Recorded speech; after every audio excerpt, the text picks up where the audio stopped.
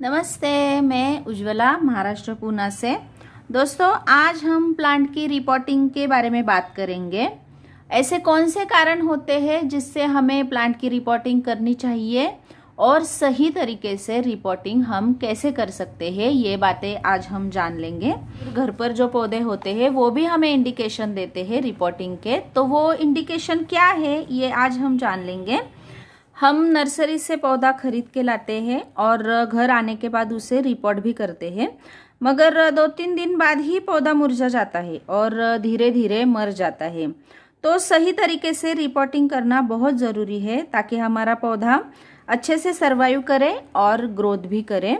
तो सबसे पहले हम रिपोर्टिंग क्यों करें ये बात जानते हैं। रिपोर्टिंग करने के लिए 4 कारण होते हैं जिससे हमें पता चलता है कि हमारे पौधे को रिपोर्ट करना बहुत ज़रूरी है। सबसे पहला कारण है, हम नर्सरी से जो प्लांट लाते हैं उसे रिपोर्ट करना बहुत ज़रूरी होता है, क्योंकि नर्सरी में वो प्लांट चिकनी मिट्टी में लगाया हुआ हो सकता है, तो आगे चलकर वो मिट्टी सख्त हो जाती है और प्लांट की ग्रोथ पर हमारे असर हो सकता है। और जो घर पर लगाए हुए पौधे होते हैं वो खुद ही हमें इंडिकेशन देते हैं कि उनको देख के हमें पता चलता है कि इस प्लांट को रिपोर्ट करना ज़रूरी है। तो सबसे पहला इंडिकेशन होता है ये पौधे की ड्रेनेज होल से बाहर आ गई हुई जड़ें। ऐसी जड़ें बाहर आ गई तो हमें समझ लेना चाहिए रूट बॉन्ड हो गया है और इस पौधे को रिपोर्टिंग की अब ज़रूरत है। क्योंकि ऐसी बाहर आई हुई जड़ें होती है वो सूखकर जलने का डर होता है, जिससे प्लांट धीरे धीरे खत्म हो सकता है।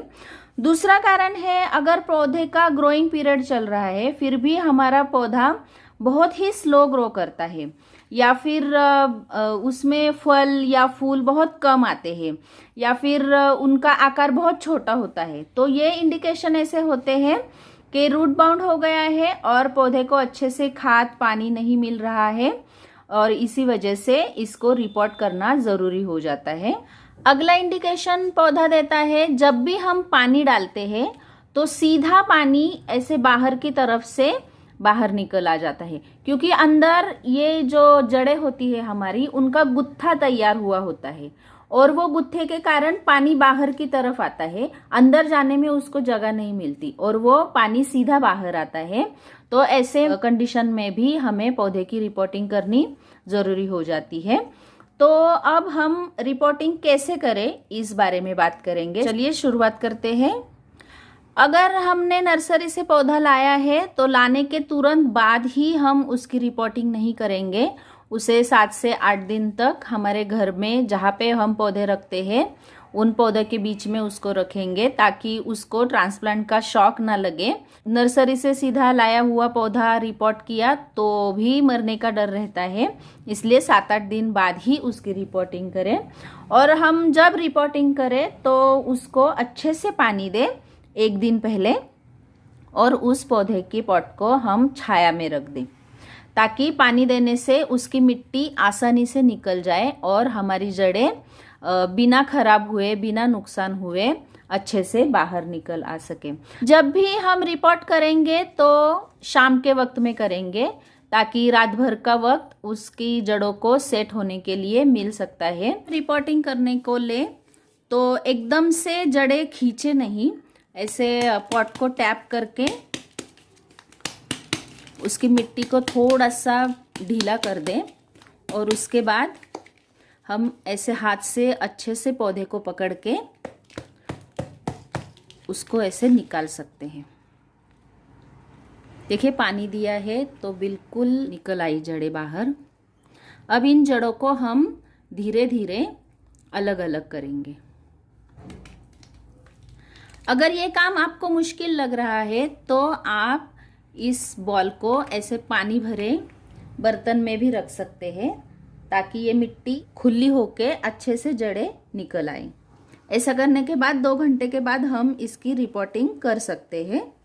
अगर आप बारिश के दिनों में रिपोर्ट कर रहे हैं तो पूरी तरह से मिट्टी निकाली तो भी चलेगी और अगर आप अदर दिन में कर रहे हैं, जैसे सर्दियों में, गर्मियों में तो रिपोर्टिंग बिल्कुल नहीं करनी चाहिए। अगर ज़रूरत पड़े तो इसकी पूरी जड़ें बिल्कुल खुली नहीं करनी चाहिए। इसका जो रूट बॉल होता है उसको डिस्टर्ब नहीं करना चाहिए।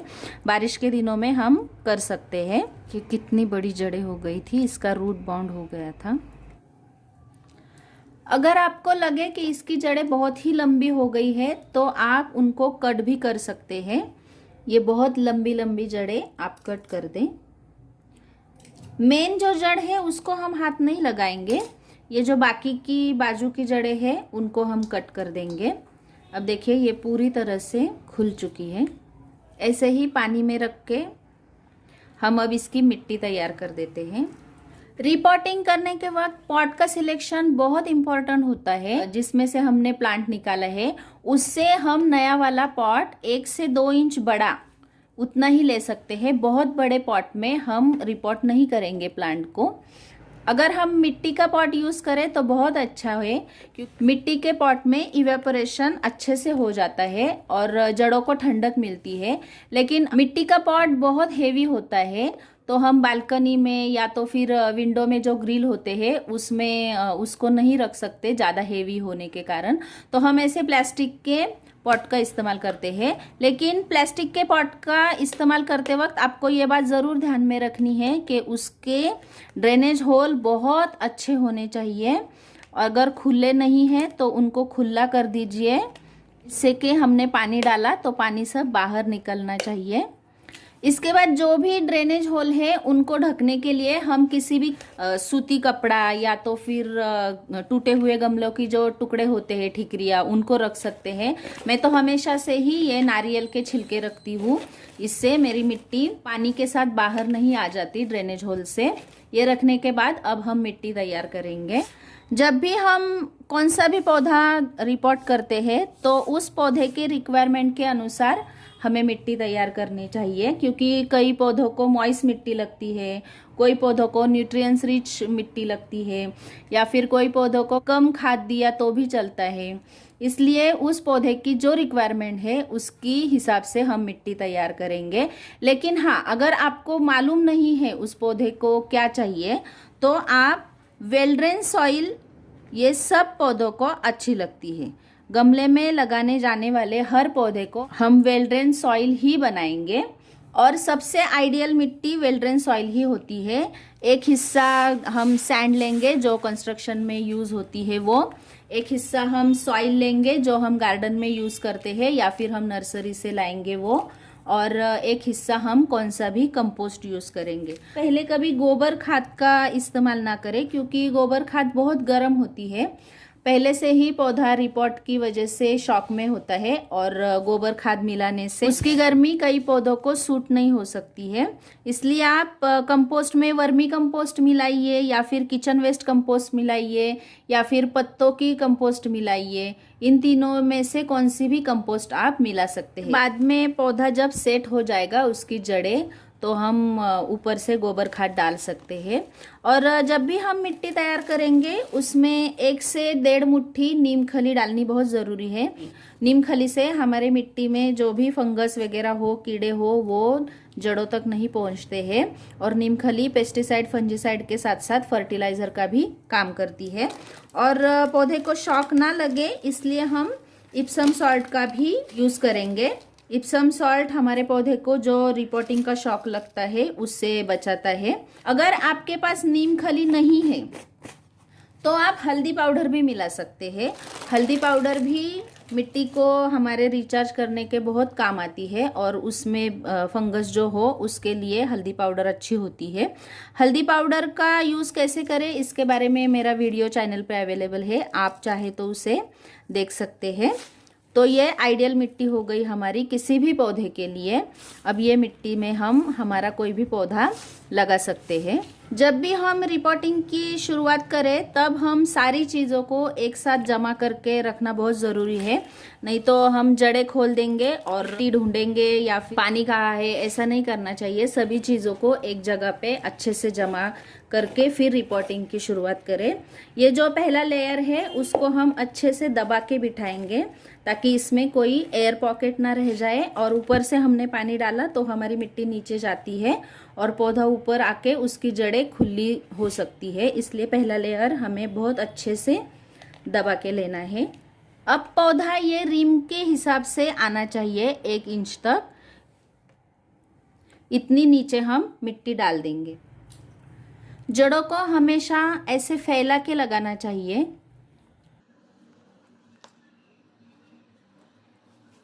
अब इसका जो खाली पोर्शन है उसमें हम तैयार की हुई मिट्टी डालेंगे।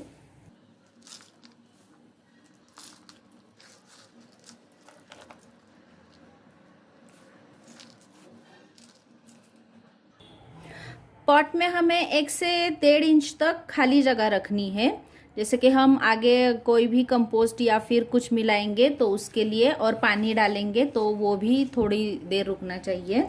मिट्टी भरने के बाद ऐसी किसी भी गोल या नोकीली चीज़ से हम उस मिट्टी को ऐसे अच्छे से दबाएंगे ताकि अंदर कोई एयर पॉकेट रहा हो तो वो निकल जाएगा। एयर पॉकेट निकलना बहुत ज़रूरी है क्योंकि अंदर एयर रह गई तो वो हमारे जड़ों को सुखा सकती है, इसलिए अच्छे से मिट्टी को ऐसे, या फिर हम मिट्टी ऐसे ऊपर से दबा भी सकते हैं तो पौधे को अपनी जगह पे इससे सेट भी किया जा सकता है। ज़्यादा नहीं दबाना, मिट्टी नीचे बैठनी चाहिए सिर्फ। अब हम इस प्लांट में अच्छे से पानी देंगे और इतना पानी देंगे कि ये प्लांट के ड्रेनेज होल से पानी बाहर निकल आना चाहिए, या फिर आप किसी भी बड़े से बर्तन में पानी लीजिए और उसमें ये पौधा रख दीजिए ताकि हमारी मिट्टी नीचे से पानी धीरे धीरे सक कर सके। इससे एयर पॉकेट भी निकल जाएंगे और हम पॉट को फिर 3 से 4 दिन तक छायादार जगह में रखेंगे। हम इसे धूप में नहीं रखेंगे क्योंकि पहले से ही उसको रिपोर्टिंग का शौक होता है।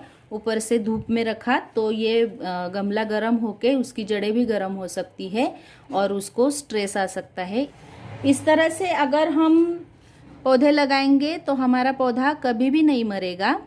तो इन चीज़ों को आप फॉलो कीजिए। तो दोस्तों, कैसे लगा आपको मेरा आज का वीडियो? अच्छा लगा तो लाइक ज़रूर कीजिएगा और मेरे चैनल को सब्सक्राइब कीजिएगा। नमस्ते।